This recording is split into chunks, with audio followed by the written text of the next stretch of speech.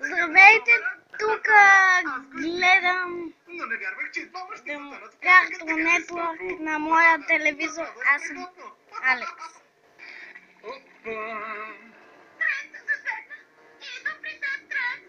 Стой, стоп! Заседнах също. Изобщо нямаше да предположа. Помогнете! Някой! Помощ!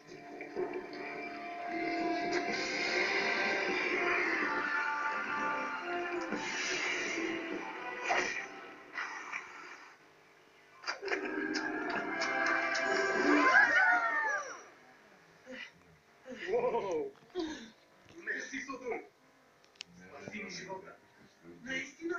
Моя герой! Как успяхте го направиш? Това е кухнята. Тук е вече. А това е стаята ми.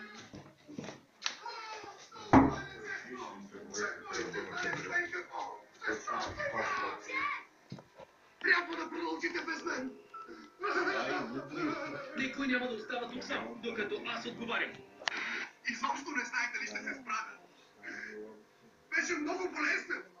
Виждала съм как сърфисти ги нападат бели акули, но такава ужасна гледка не съм виждала. Този приятел не се отказа. Един сърцат брат.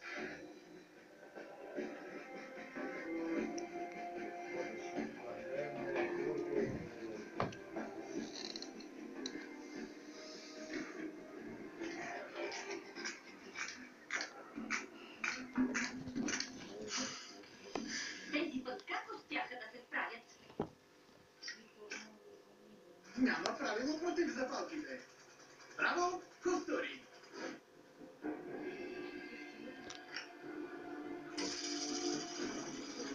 Ако вземете каквото и да било от острова, той ще ви прокълне вовеки. Какво изпуснах? Канута.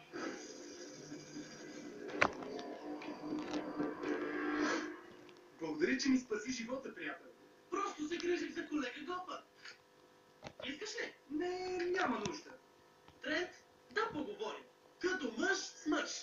Добре, за какво ще говорим? Гует. Виж, опитах да я сваля, но не стана. Няколко пъти. Работата не се интересува от мен.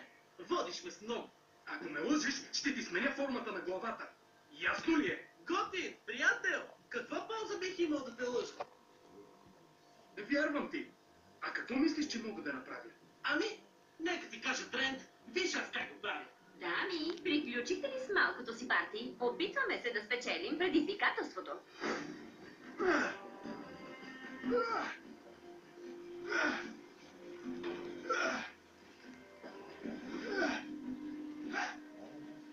Блич, карала си курс по първа помощ, нали? Защо не провериш дали е счупено? Може да има гангрена. Или разкъсано. Или пък да има гъбички. Що мога да помогна на приятел? Нали с него преодолях страховицата? И като видях, че загази дамите, как да го оставя сам? Не мисля, че този огън ще е достатъчен. Чухте жената? Трябват ни още много дърва. Хайде, движение!